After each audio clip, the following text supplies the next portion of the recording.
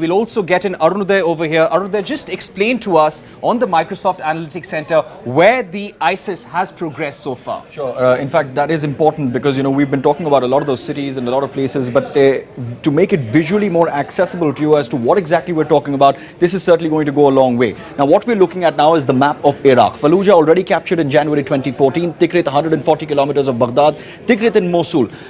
Mosul very importantly because it's the oil-rich northern region, and that's where the fighting is also being focused. But if I take you to our next slide over here, this is what has been a worrying development as far as Wednesday is concerned. Beji, Iraq's largest oil refinery, there is fighting being reported there. In fact, all foreign staff and all other employees have been evacuated from there. In fact, the fighting continues at the refinery, militants using mortars and machine guns as well. The worry, however, is after all these cities, will Baghdad fall to the ISIS as well? That remains the big concern. And as far as this map is concerned, this is how the ISIS really has progressed. Baghdad, we're being told by ground reports over there that ISIS militants are just 45 minutes away from the capital city of Baghdad. Will it fall to the ISIS is the big concern. Remember, the largest oil refinery already under attack. This is going to have an economic impact as well. And that's why the focus of the international community is going to be built on that. The green areas over here are the relatively peaceful places. Relatively, that's an important word. 18,000 Indian citizens living in Iraq, around 6,000 Indian workers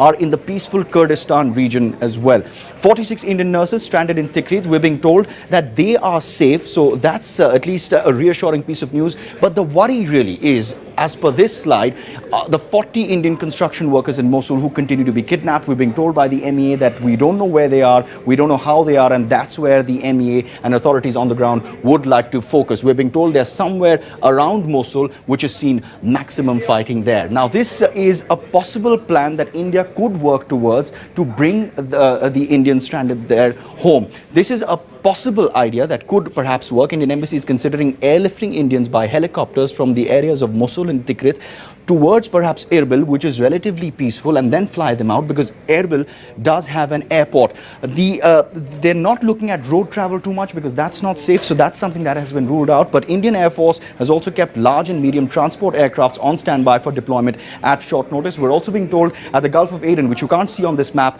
they're also stationing a naval warship as well. One final point that I'd like to make over here is as far as the evacuation procedure is concerned, a few Indians have already been airlifted from the area of Samara, we're being told, which is 25 kilometers north of Baghdad. Indian embassy is also going to be coordinating travel of stranded Indians from two closest airports of Baghdad and Erbil as well. Remember, the former envoy to Iraq is already there in Baghdad to try and coordinate all efforts, use his contacts there and maximize the efficiency that we are looking at. Because remember, the focus remains on two factors: the Indians stranded there and abducted there, and also most importantly, what is going to happen to the capital city of Baghdad? That remains the big question really, Pariksha. Absolutely, Arun. Then a lot will also depend on how the US intervenes because they're also mulling their options. Thank you very much.